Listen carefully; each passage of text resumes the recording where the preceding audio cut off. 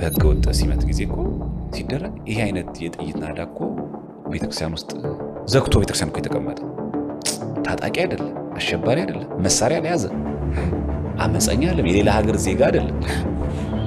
ግቢውን ቤተክርስቲያኑን ዘግቶ ለነበረ ሰው ላይ ይሄን አክል ተደረገው እኮ ሌሎች ቦታዎች ላይ እኮ ዝዋይ እኮ የምንጠይቃቸው የንብረት ክፍፍል ሊሆን ይችላል፣ ሌላም ሊሆን ይችላል። የምንጠይቃቸው ብዙ ይኖራሉ፣ ደረጃ በደረጃ ማለት ነው።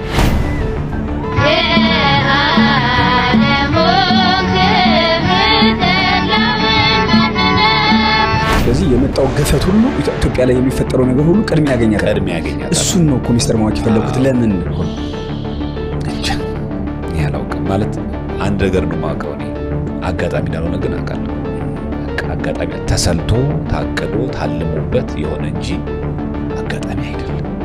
ጠሩን ቅዱስ ቤተክርስቲያናችን የእናንተንም ቦታ የእናንተንም ስልጣን ለማስጠበቅ ስንል ብዙ ዋጋ ከፍለናል። ዛሬ ግን እናንተ ያን ሁሉ ውለታ ረስታችሁ ፊታችሁን አዙራችሁ በእነ አቡነ ሳዊሮስ የጀመሩት መንበር የመከፋፈል ሲኖዶስ የማቋቋም ሴራቸው ቀጥለው በዛሬው ዕለትም የኦሮሚያ ሲኖዶስ ተቋቁሟል የሚል ዜና አስነግረዋል። አሁን እኮ እንዲህ አይነት ነገር ተደርጓል፣ ሲመት ተፈጽሟል ሲባል ተሰማ እንጂ የት መድረክ ላይ ሳስተምር ትምህርቱ ተቀይሮ አገኘ። የት ቦታ ስጋ ወደሙ አቀራረቡ ከኢትዮጵያ ኦርቶዶክስ ተዋሕዶ ቤተክርስቲያን ተለይቶ ይሄዳል። ሰላም ጤና ይስጥልን የተከበራችሁ ተመልካቾቻችን፣ እንደምን አላችሁ? እንደምን ቆያችሁ? እግዚአብሔር ይመስገን እኔ በጣም ደህና ነኝ። ለዛሬ ደግሞ አንድ ርዕሰ ጉዳይ ላይ ቆይታ እንድናደርግ መርጫለሁ። እንደምታስታውሱት ከዛሬ 3 ዓመት በፊት አንድ ጉዳይ በሀገራችን ላይ ተከስቶ ነበረ።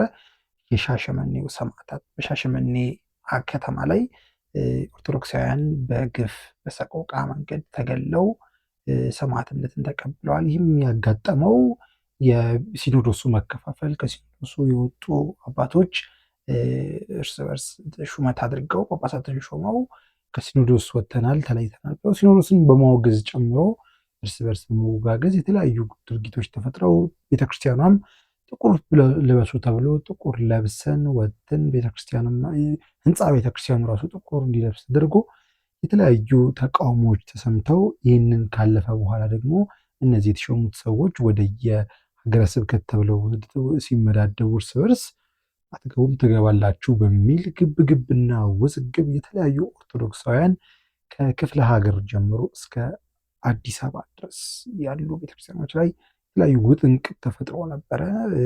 የወለቴ ዮሐንስ ቤተክርስቲያን አካባቢ ወጣቶች ትገባላችሁ አትገቡም በሚል ተወዘጋግበው ጦር ግብግብ ተፈጥሮ የሞቱ ወንድም እህቶች ወይም ኦርቶዶክሳውያን እንዳሉ ታስታውሳላችሁ። በተለይ ደግሞ የሚበዛው የግፍ ሰቆቃ ሻሸመኔ ላይ በጣም ያመዝናል። በጣም ያመዝናል። ብዙ ኦርቶዶክሳውያን ተገድለዋል። ብዙ ኦርቶዶክሳውያን በግፍ ሰማዕትነትን ተቀብለዋል። በተጨማሪ ደግሞ ብዙ መከራዎች ነበሩ። በሃጫሉ ሞት ምክንያትም ከተማዋ ለሻሸመኔ ብዙ መቃጠል፣ ኦርቶዶክሳውያን ንብረት መውደም ተከስቶ ነበርና በዛም አስታኮ ኦርቶዶክሳውያን ጥቃት ደርሶባቸው ነበርና በእነዚህና በመሳሰሉ ጉዳዮች ኦርቶዶክሳውያን በተለያዩ መንገድ ጥቃት ደርሶባቸዋል። በተለይ ደግሞ በሻሸመኔ የደረሰው ጥቃት ያመዝናል። ሰሞኑን ደግሞ የ3ኛ ዓመታቸውን የሻሸመኔ ሰማዕታት ዝክራቸው እየተዘከረ ይገኛል። ይህንን በማስመልከት በዚህ ጉዳይ ላይ የተለያዩ ቪዲዮዎችን እያየን ቆይታ እናደርጋለን።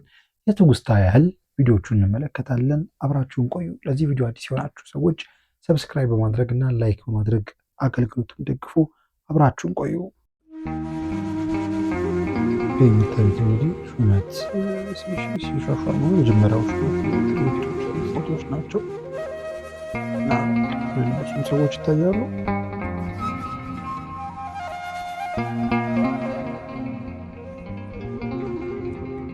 እንረሳ ብንረሳ ይችን ዕለት እንዴት እንረሳለን? የሻሸመኔ ሰማዕታት እግዚአብሔር ነፍሳችሁን በገነት ያስቀምጥልን የሚል መልእክት አለው። ሹመቱ ካለቀ በኋላ ቅድም እንዳልኳችሁ በተመዳደቡበት ቦታ ሲሄዱ ትገባላችሁ አትገቡም በሚል የተለያዩ ውዝግብ ተፈጥሮ ነበር እና እስቲ ግርግሩን እንይ።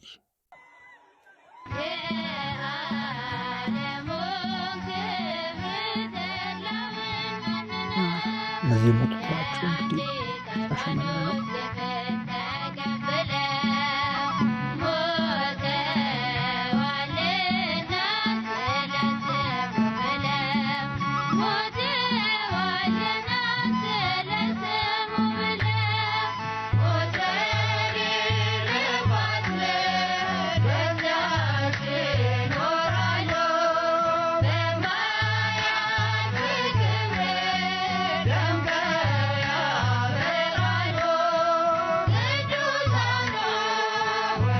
እንዳያችሁት ነው እንግዲህ ቤተክርስቲያን ውስጥ ግብ ነበረ። በተለያዩ ቦታዎች ውጥረት ተከስቶ ነበረ። ከአዲስ አበባ እስከ ክፍለ ሀገር ድረስ በጣም ከባድ ውጥረት ላይ ነበረ። በጠቅላላ ጥቁር ነበር የተለበሰው። ቤተክርስቲያኖቹም ጥቁር ለብሰዋል፣ ህዝቡም ጥቁር ለብሷል። ለበሱ ተብሏል። አንዴ ነው የተለቀለቀው የነበረና የ3 ቀን የጥቁር መልበስ ጊዜ ነበር የተፈጠረውና በዛም በህዝቡ ንቅናቄ በህዝቡ እንደዚህ በማድረግ ነው ነገርየው እንዲረግብና መንግስት እጁን ከቶበት፣ እርግጥ የተለያዩ ነገሮች ቢኖሩም ግን እጁን ከቶበት አይነት ነገር ተመልሰው እንዲመጡ ይቅርታም እንዲጠይቁ የሆነና አንዳንዶች ይቅርታ ጠይቀዋል። አንዳንዶች እስከ መጨረሻው ወጥተውም የቀሩ አሉ። ወጥተውም የቀሩ ያልተመለሱ አሉ። በዛው ጳጳስ እንደሆኑ አይነት ነገር አድርገው የወጡም አሉ። ግን በየጊዜው እና የተመለሱ አሉ። ወዲያውም የተመለሱ አባቶች አሉ። ቤተክርስቲያኗን ለሁለት ይከፍላል ብለው ሳይሆን ያሰቡት የተሻለ ለውጥ ይመጣል፣ የተሻለ በተለይ በኦሮሚያ ክልል ያሉ ምዕመናን በቋንቋቸው ተደራሽ ስላልሆኑ በዛ መንገድ ተደራሽ ይሆናሉና ይሄኛው መፍትሄ ነው ብለው አስበው የገቡ ነበሩ። ግን ሲረዱት ነገሩን እንዳልሆነ ሲያስቡ ተመልሰው ይቅርታ በጠይቀው ገብተዋል። ተመልሰው ግን በዛውም እንዳልኳቸው ቀልጠው የሚቀሩ አሉ። ዋናዎቹም ጉዳዩን ሲመሩ የነበሩትም ቤተክርስቲያኗን ይቅርታ ጠይቀው ገብተው ሲኖዶስ ጋር ተቀላቅለው አሁን ያው መሪ ድረስ የሲኖዶስ ጸሐፊ በመሆን ድረስ እያገለገሉ ይገኛሉ ማለት ነው። ግን ነገርየውን እናስታውሰዋለን እኛ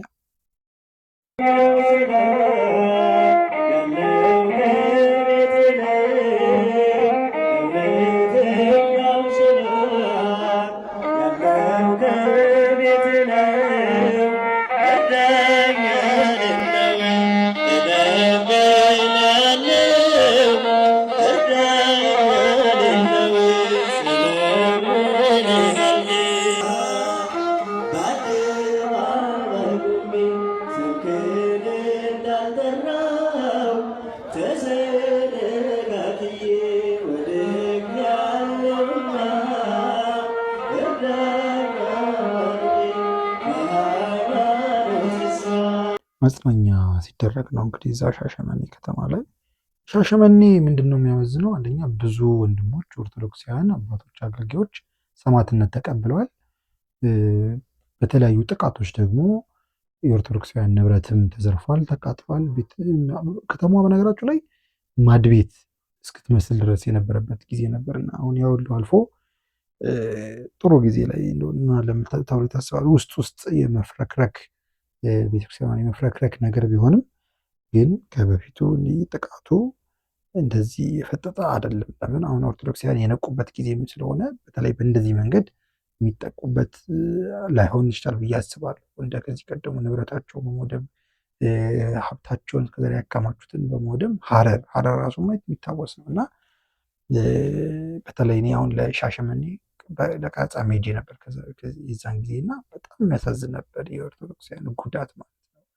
ህንፃዎቻቸው፣ ቤቶቻቸው፣ ትምህርት ቤቶቻቸው፣ የከፈቱት ቢዝነስ ተቋሞቻቸው፣ ንግዶቻቸው እንዳለ ነበረ የወደሙት እና የእነሱ ያኛው ያመዝናል። በተለይ ደግሞ ሻሸመኔን አስታኮ ደግሞ እነዚህ አዶላ፣ አጋርፋ፣ ሀረር እነዛ ያኛውን መስመር ይዞ ጠቅላላ ያለበት ሀገር ጠቅላላ ከፍተኛ ጥቃት ነው የደረሰው ኦርቶዶክሳውያን ላይ ማለት ነው። እና አንድ ቪዲዮ ላሳያችሁ። በጣም ከዚህ ውጥረት በኋላ እርቅ ከተፈጠረ በኋላ የተለያዩ ነገሮች ተፈጠሩና ብዙ ተቃውሞች ይሰሙ ነበር እና ከተቃውሞቹ መካከል አንደኛው ይሄ ነው።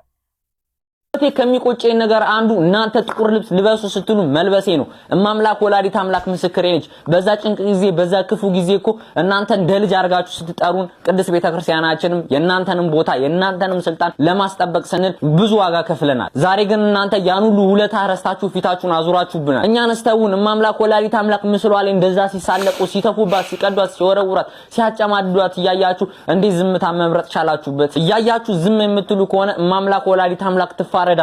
እናንተ ከላይ ተቀምጣችሁ ዝምታን በመረጣችሁ ቁጥር እኛንም ባለማተቦች ዋጋ እየከፈልን ያለ ነው። እናንተ ከላይ ተቀምጣችሁ ነገሩን ሁሉ ባላየና ባልሰማ ስታልፉት እኛ የዳ ልጆችን ዋጋ እየከፈልን የምንገኘው። እንደ አባት አባቱን እንደ እረኛ ሁኑን እባካችሁ። ሲኖዶስ የሚለው ስም በአሁን ሳሌ ስም ሆኖ ብቻ ቀርቷል። ምን አለ እንደና አቡነ አብርሃም እንደና አቡነ ጴጥሮስ እንደና አቡነ ይስሐቅ ብትሆኑልን። እናንተ በጥቁር መኪና እየሄዳችሁ ምዕመኑን እንኳን ዞር ብላችሁ የማታዩ ስለምትበሉት ምግብ ስለምትለብሱት ልብስ ስለምትነዱት መኪና የምትጨነቁ በሰማይ ወየውላችሁ። ልጆቻችሁን ደቅጠል እየረገፉ እያያችሁ ባላየ ስታልፉ አያስጠላም? አይሰለችም? ለእናንተ ወንበርና ስልጣን ሲባል እኮ የሻሸመኔ ኦርቶዶክሳን ደቅጠል ረግፏል። ለእናንተ ስልጣንና ወንበር ቦታ ሲባል እኮ የያቤሎ ማርያም ወጣቶች ደቅጠል ረግፏል። ለእናንተ የዘርና የፖለቲካ ማስፈጸሚያ ሲባል እኮ የወለቴ ቅዱስ ዮሐንስ ወጣቱ ልጆች እኮ ደቅጠል ረግፈዋል። አንረሳም፣ አንዘነጋም። መድኃኔዓለም ይፋረዳችሁ። እንግዲህ እነዚህን የመሳሰሉ ተቃውሞዎች በተለያየ መንገድ ሲሰሙ ነበር የዛን ጊዜ ማለት ነው። አስከትለን ደግሞ አንድ ቪዲዮ አሳያችኋለሁ። በእነ አቡነ ሳዊሮስ የጀመሩት መንበር የመከፋፈል ሲኖዶስ የማቋቋም ሴራቸው ቀጥለው በዛሬው ዕለትም የኦሮሚያ ሲኖዶስ ተቋቁሟል የሚል ዜና አስነግረዋል። የሲኖዶሱንም ስያሜ ለሀገርና ለሃይማኖት አንድነትና ክብር ሲሉ ሰማዕት በሆኑት አቡነ ጴጥሮስም መሆኑ የበለጠ ቁጣን የሚቀሰቅስ ሆኗል። በዚህም የኦሮሚያ ኦርቶዶክስ ተዋሕዶ ቤተክርስቲያን ቅዱስ ሲኖዶስ መንበረ ጴጥሮስ የሚል ስያሜ አስወጥተዋል እነ አቶ ሽመልስ አብዲሳ። ይህ ቡድን መግለጫ የሰጠ ሲሆን መግለጫውም የምዕራብ ወለጋ አገረ ስብከት ሊቀ ጳጳስ ናቸው የተባሉ አቡነ ገብርኤል በሚል የሚጠሩ ሰው ናቸው። በመሆኑም ዛሬ ጥር 14 ቀን 2016 የኦሮሚያና ብሔሮች ሲኖዶስ አቋቁመናል ሲሉ ተሰምተዋል። እነዚህ ቡድኖች የኢትዮጵያ ኦርቶዶክስ ተዋሕዶ ቤተክርስቲያን ቅዱስ ሲኖዶስን ሞት የሚያውጁ ሲሉ ከብልጽግና አመራሮች የተሰጣቸውን የመደራደሪያ ቃል ተጠቅመዋል። ይህም ቤተክርስቲያኗን አቡነ ሉቃስን አላወገዘችልኝም በሚል አዳነችና አብይ ያደረጉት የህፃን ልጅ ጨዋታ መሆኑን ለማወቅ ተችሏል። ሌላኛው ደግሞ አገዛዙ በአዲስ አበባና በተለያዩ ከተሞች አረንጓዴ፣ ቢጫ፣ ቀይ ባንዲራ እንዳላይ ብሎ በጥምቀቱ ሲያደርገው የነበረውን አፈሳና ስር በዚህ ቡድን በኩልም ገልጾታል። በኦሮሚያ ምድር ባሉ ቤተክርስቲያኖች ይህንን ባንዲራ ማየት አንፈልግም ሲሉ ተሰምተዋል። የሆነ ሆኖ እነዚህ ባለፈው ዓመት በህገወጥ መንገድ ጵጵስና ተሹመናል በማለት ሲንቀሳቀሱ የነበሩ አካላት በዛሬው ዕለት በዚህ ህገወጥ መንገድ በመቀጠል መንበረ ጴጥሮስ የተባለ ህገወጥ ቤተ ክህነት መስርተናል እያሉ ነው ያሉት። በኦሮሚያ ክልል ፖለቲካዊ ካባ የደረበ አጀንዳ ይዘው የኢትዮጵያ ኦርቶዶክስ ተዋሕዶ ቤተክርስቲያንን ለመከፋፈል እየተንቀሳቀሱ የሚገኙት በቀድሞ ስማቸው አባ ገብረ ማርያም ነጋሳና ግብረ አበሮቻቸው ህገወጥ ተግባራቸውን በመቀጠልም መንበረ ጴጥሮስ የተባለ ቀኖናዊ መሰረት የሌለውና ህገወጥ የሆነ ቤተ ክህነት መስርተናል ሲሉ ስትራቴጂክ አጋሮቻቸው በሆኑ የሚዲያ ተቋማት አማካኝነት በሰጧቸው መግለጫዎች አስታውቀዋል። በእርግጥ ይሄ መንበረ ጴጥሮስ የተመሰረተውበት እስካሁን ድረስ እንደተመሰረተ ነው የቆየው። እነዚህ ሰዎች ተመልሰው አልገቡም፣ እዛው ባሉበት ነው ያሉት። እንግዲህ ድምጻቸውም ዝም ምንም እንደማይፈጠር ስለሚታወቅ ለምን ዋናዎቹ ስለገቡ ዋናውን ጉዳዩን ሲያብላሉትና ሲመሩ የነበሩት አባቶች ወደ ቤተክርስቲያኗ ስለመጡ እነዚህ ደግሞ ምንም አንደት እንትን ስላቸው ዝም ነው የተባሉት ማለት ነው። አስከትለን ደግሞ አንድ ቪዲዮ እናያለን። መምህር ናቸው የቤተክርስቲያኗ በዚህ ጉዳይ ላይ የሰጡትን ሀሳብ ከዚህ ቀደም የሰጡትን ሀሳብ ነው ወደ እናንተ ማስተላልፈው፣ እንመልከተው። ሻሸመኔ፣ አርሲ በተለየ በኢትዮጵያ በተለየ መልኩ የሰማዕትነት ማዕከል የሆነችው ለምንድን ነው? እኔ በአጋጣሚ ነው ማለት ይከብደኛል። አሁን በአጋጣሚ ነው ማለት ይከብደኛል። ለምንድን በአጋጣሚ ነው? ብዙ ምክንያቶች ሊደረደርላቸው ይችላል። ፖለቲካዊ፣ ማህበራዊ ምናምን ነገሮች ብዙ ነገር ልናመጣላቸው እንችላለን። ግን አሁን የምረዳው ምንድን ነው? ኦርቶዶክስን የማጽዳት ነው። በቃ ኦርቶዶክስ የሚባል ነገር የማጽዳት ነው እንጂ በደል እኮ ብዙ መንገድ በደል እኮ ይበደላል። ብዙ ነገር አታክ ታደርገዋለህ አንድን ሰው። ግን አሁን ደግሞ በመግደል ስታደርገው ግን አሁን እንኳን የምታያቸው እነዚህ አርሲ ሰማዕታት አሉ። እስቲ አላቆምም። አርሲ ከሻሸመኔ ይሄ አይሁን እንጂ ከተማው አሁንም አርሲ ማለት ነው። ሻሸመኔ የምዕራብ አርሲ ናት። የምዕራብ አርሲ ከተማ የምዕራብ አርሲ ዋና ከተማ ናት። ስለዚህ የመጣው ገፈት ሁሉ ኢትዮጵያ ላይ የሚፈጠረው ነገር ሁሉ ቅድሚያ ያገኛታል። እሱን ነው እኮ ሚስጥር ማወቅ የፈለኩት። ለምን እኮ ነው እንጃ ያላውቅም ማለት አንድ ነገር ነው ማውቀው እኔ አጋጣሚ እንዳልሆነ ግን አውቃለሁ።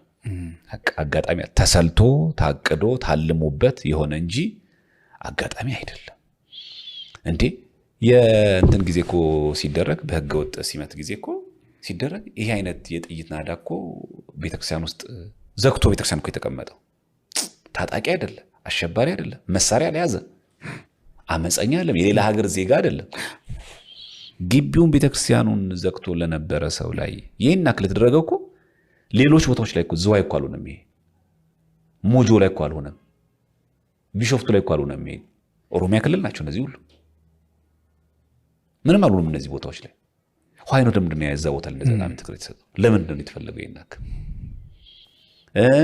ኢቭን ያ የሃጫሉ ሞት ጊዜ የክርስቲያኖች ቤት እንዳለ እየተለቀመ ንብረታቸው ሲቃጠል ይሄ ሌሎች ኦሮሚያ ክልሎች ላይ አልሆነም። ለምንድን አርሲ ላይ ነገር ይሆን? አጋጣሚ ነው?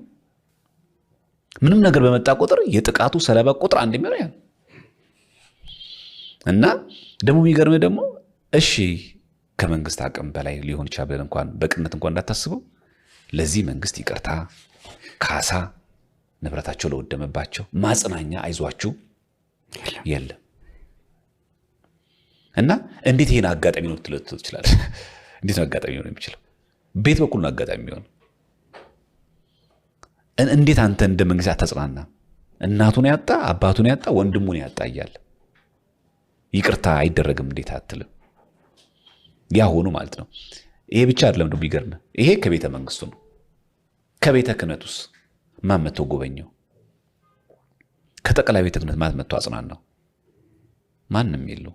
አይዟችሁ ተደጋግሞባችኋል፣ ይሄ መካ ደርሶባችኋል። አሁን ስቲል ሻሸመኔ ቅዱስ ሚካኤል አንገባም ይሉዋሉ። ቅጽረ ግቢ ውስጥ በደም የጨቀየውን ሳይባረክ ፓትርያርኩ ቅዱስነታቸው መጥቶ ካልባረኩት አልገባም ይል ሰው አለ። አሁንም ከውጭ ቆሞ የሚያስቀድስ ሰው አለ። አልገባም ቅጽረ ግቢ ውስጥ የሚል ኢቭን አንዳንዶቹ ክር የበጠሱ ሰዎችም አሉ።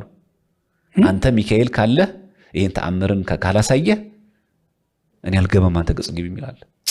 እና እንዴት አድርገን እንደምናስበው እንደምገልጸው አላውቅም። ኢቭን አልመቃም በቃ አልመጣ አንተ ሚካኤል ካለ ተአምርን ግለጽ አሳይ።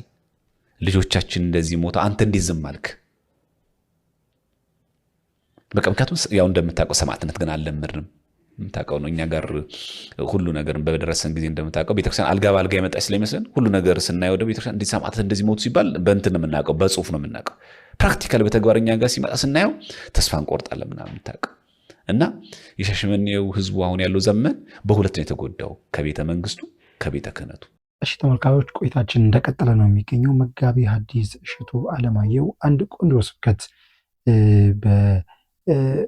ተክለ ሃይማኖት ቤተክርስቲያን መርካቶ በሚገኘው ተክለ ሃይማኖት ቤተክርስቲያን ያስተማሩት ትምህርት ነበርና እሱን ስብከት ወደ እናንተ ከዚህ በፊት ጭነናል ዩቲዩብ ላይ ገብታችሁ እንድትመለከቱት ሊንኩንም ዲስክሪፕሽን ላይ አስቀምጣላችኋለሁ። የኮሜንት ገጹ ላይም የመጀመሪያው ኮሜንት ላይም ፒን አደርግላችኋለሁ። እየገባችሁ እንድትመለከቱት ነው የምጠይቃችሁ። ቆንጆ ስብከት ነው፣ ቆንጆ መርሃ ግብር ነው የተሰራውና መምህራችንን የኔታን ቃል ያሰማልን እያልን ቪዲዮችን ወደን ማየት ነው የምንቀጥለው። ከዛ ቀጥሎ ግን 3 ቪዲዮችን አሳያችኋለሁ። እነዚህ ቪዲዮዎች በጣም ሲሪየስ ናቸው፣ በዛው ወቅት የተፈጸሙ ናቸውና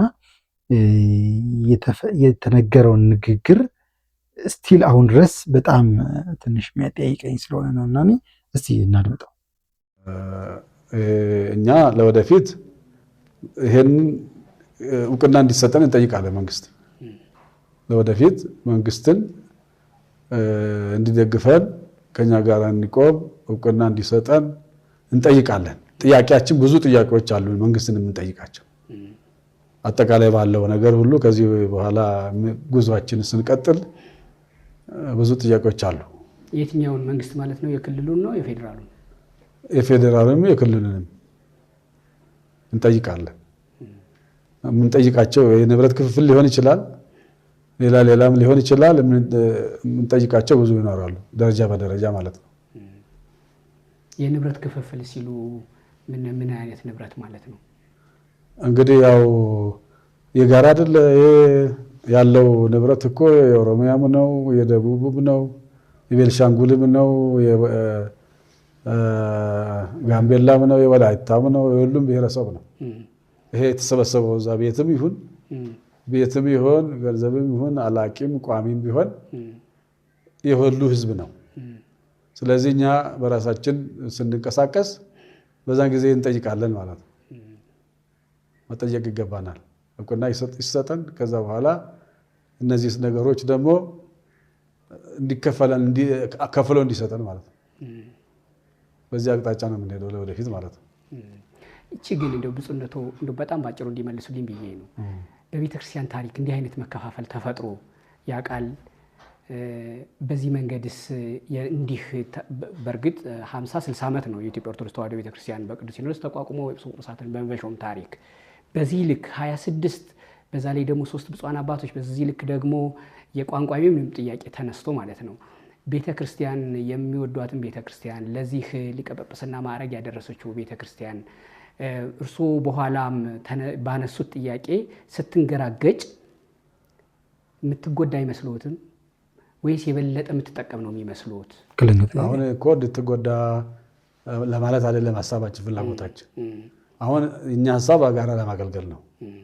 ነገሮች የማይሆኑ ከሆነ ለማለት ነው እንጂ በጋራ ለማገልገል በጋራ ቤተክርስቲያኗን ለመጠበቅ ነው የኛ ፍላጎት ሀሳብ እንጂ ለብቻ ለመሆን አይደለም። መጀመሪያው ነው የማይሆን ከሆነ ሌላ ችግር የሚገጥም ከሆነ አማራጫችን ይሄ ነው ለማለት ፈልጌ ነው እንጂ ፕላን ቢ አይጎዳትም። ግን እውነቱ አማራጮቹ እሱን ነው ፈልጌ ነው። አይ ህዝብን ለማገልገል እኮ ነው፣ ለአገልግሎት ነው፣ ህዝብን ለማዳን ነው፣ የጠፉትን ሰዎች ለመፈለግ ነው፣ የተቸገሩትን አባት ያለ እያሉ የጮሁትን ለመፈለግ ነው። እንደገና ከባድ ነው ነገራችሁ ላይ አሁን ይሄ ጉዳይ ጥያቄ ይሄ መልእክት ከባድ ነው ትንሽ። አሁን ምን እየተፈጠረ ነው የሚለው ሌላ ጉዳይ ቢሆንም ማለት ነው። ግን ዘመኑ በነገራችሁ ላይ ደስ የሚለው ነገር እያንዳንዷን መረጃ እያንዳንዷን ነገር እንዲተዘግቦ አውርተው ድሮ ሰው ቢያመልጠውም በቃ የአፉ ለምታ ተብሎ ማንም ስለማይሰሙ እዛ አካባቢ ያለ ሰው ስለሆነ ሌላም ቃ ስለማይደርስ ነው። አሁን ግን ተቀርጾ አየር ላይ ያለ ስለሆነ እያንዳንዱ ሰው ያወራው ነገር እኔም የማወራው ነገር ይቀመጣል ማለት ነው። ስለዚህ ያስወቅሳል። ዞሮ ዞሮ አንድ ከተሾሙት መካከል የሆኑት አባት እሳቸውም የተናገሩትን ላስደምጣችሁ። አጋጣሚ ዛሬ አንድ ምዕመን ጠዋት አግኝቼ ነበረ። ስልክ ደውሎ አዝኛለሁ ብሎ ሲለኝ አዝኛለሁ የሚለውን ነገር ሰምቼው አጋጣሚ ስልክ ጠዋት ላይ ትንሽ እየሰራልኝ ስለነበር ምን አሳዘነ ብዬ ስለው እንዲሁ አንዳንድ ነገር ከነዚህ ጋር ምናምን ብሎ ትንሽ ሞከረልኝ። ምንድን ነው እዚህ ውስጥ የገቡ ምናምን ብሎ ሲል እዚህ ውስጥ ብዬ ስጠይቀው ግን ማብራራት ተስኖታል። እሱ ቢሳነውም ግን እኔ ምን አልኩት፣ ምን አደረግኩኝ? ራሴን ለመከራ አዘጋጀው። ትናንት ሳስተምራችሁ የነበረውን ትምህርት ስለውጥ አላያችሁትም። አሁን ምን ጠፍቶ ነው? ወይንም ሌላ አካል ይሄ መጥፎ ነገር ነው ብሎ ስላላችሁ ነው እናንተው ተገንዝባችሁት ሃይማኖት አጉድለን ወይንም አጉድዬ አይታችሁኝ ነው? ምን ላይ አያችሁኝ? የትኛው አገልግሎት ላይ አያችሁኝ? አሁን እኮ እንዲህ አይነት ነገር ተደርጓል፣ ሲመት ተፈጽሟል ሲባል ተሰማ እንጂ የት መድረክ ላይ ሳስተምር ትምህርቱ ተቀይሮ አገኘኸው? የት ቦታ ስጋ ወደሙ አቀራረቡ ከኢትዮጵያ ኦርቶዶክስ ተዋሕዶ ቤተክርስቲያን ተለይቶ የት አየኸው? ምን አየህ ነው? ወይስ መከራ ይበዛብሃልና መከራ አትግባ ብለህ አዝነህልኝ ነው ወይ ብዬ ስለው እንደገና ወደ ልቡ እየተመለሰ እየተረጋጋ ይቅርታ በማላውቀው ነገር ምድያ ዝም ብሎ ሲያወራ ከሆነ የሆነ ከሃይማኖት ውጭ የሆኑ መስሎኝ ነው አለ። ስለዚህ ለኢትዮጵያ ኦርቶዶክስ ተዋሕዶ ቤተክርስቲያን ሊቃውንትና ምዕመናን ማስተላለፍ የምፈልገው ሌላ አይነት ሃይማኖት ስናስተምር ይጠብቀን እንጂ ስርዓቶች መጽሐፍ ቅዱስ ላይ ተቀምጠው ያሉ ናቸውና በስርዓት ጉዳይ ደግሞ ሚዲያ ላይ ወጥቶ ብዙ ከማለት ይልቅ ቁጭ ብሎ እንዴት እንፍታው፣ እንዴት እናነጋግር፣ ስርዓቱን እንዴት እናጣጥመው ነው መባል ያለበት እንጂ እኔ በተቻለኝ አቅም በትምህርት ቤት በመማር የሚኖርኩኝ ከዛም በማስተማር ይኖርኩም ከዚህ እድሜ በኋላ እንግዲህ ሌላ አስተምሮ ሌላ ሃይማኖት አላመጣም። ይሄ ሊታወቅልኝ ይችላል። ከባድ ንግግር ነው። ከባድ ነገር ነው። ብዙ መንገድ መተርጎም የሚችል ነው። መሿሿም ወይም እንደዚህ ወጥቶ እንደዚህ አይነት ነገር መፈጸም የቀኖና ጉዳይ ስለሆነ ይቻላል አይነት ነገርና ዋናው ትምህርቱ ነው። ትምህርቱን በትክክል ሌላ ትምህርት አስተምሬያለሁ ወይ? እሱን ካላስተማርኩ እንደዚህ መደረጉ ያን ያህል ማተር የሚያደርግ አይደለም አይነት ሀሳብ ያለው ነውና ይህንን ምላሽ ልንሰጥ አይደለም አሁን በዚህ ቪዲዮ የተገናኘ ነው። ግን በወፍ በረር ጉዳዩን እንድናየው እንድንቃኘው ነው የተፈለገውና በተለይ ደግሞ የሻሸመኔ ሰማዕታት 3ኛ ዓመታቸውን በሚያከብሩበት ወቅት ስለሆነ እሱን ጉዳይ ወይም እሱን አስታከን ጉዳዩን እናንሳው ጋይቅብን በሚል ነውና በመጨረሻም ሁሉም አልፎ ይቅርታ ተባብለው የሚሾመውም ተሹሞ የሚሻረውም ተሽሮ የሚያፈነግጦም አፈንግጦ ለይቶለት ወጥቶ እነዚህ አባቶች ደግሞ ተሹመዋል ማለት ነው። እነዚህ አባቶች ተሾሙ።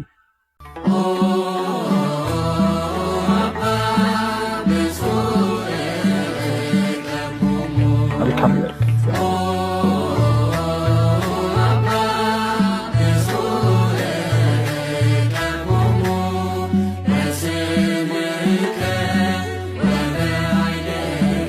እነዚህ አባቶች ተሾሙ። አጋጣሚ ሆኖ ደግሞ እነዚህ አባቶች ሲሾሙ በቦታው ላይ ነበርኩኝ። የቀረጻ ስራ ሰራ ነበር ማለት ነው፣ እዛው ቦታቸው ላይ ማለት ነው። ቅድስተ ማርያም 5 ኪሎ የሚገኘው ቅድስተ ማርያም ቤተክርስቲያን ነው ሹመቱ የተካሄደው። በእርግጥ እነዚህ አባቶች ይሾሙ እንጂ ይወጡም አሉ። ከዚህ በኋላ ደግሞ በትግራይ ክልል ያሉ አባቶች ደግሞ ለብቻቸው አፈንግጠው ወጥተው የራሳቸውን ሹመት አድርጓል። በዛ ጊዜ ግን ጥቁር ልበሱም አልተባለም፣ ዝም ጭጭ ነው የተባለው። ቄሱም ዝም፣ መጽሐፉም ዝም ነው የተባለው። አብራችሁኝ ስለነበራችሁ ከልብ አመሰግናለሁ። ቪዲዮውን እዚህ ድረስ የተመለከታችሁ ሰዎች ላይክ በማድረግ እንድትጨርሱ ጠይቃችኋለሁ። በተጨማሪ ደግሞ መጋቢ ሐዲስ እሸቱ አለማየሁ ያስተማሩትን ትምህርት ቪዲዮውን ሊንኩን ዲስክሪፕሽን ላይ ያስቀምጥላችኋል። ኮሜንት ላይ ታገኙታላችሁ፣ ቶፕ ላይ ታገኙታላችሁ። እየገባችሁ እንድትመለከቱት እንድታደምጡትና ለወዳጅ ለዘመዶቻችሁ ለጓደኞቻችሁ ለምታውቋቸው ሰዎች ጠቅላላ ሼር እያደረጋችሁ ስብከቱን እንዲሰሙት እንድታደርጉልን እንጠይቃችኋለን። አብራችሁኝ ስለነበራችሁ ከልብ አመሰግናለሁ። ቻው፣ ሰላም ሆነው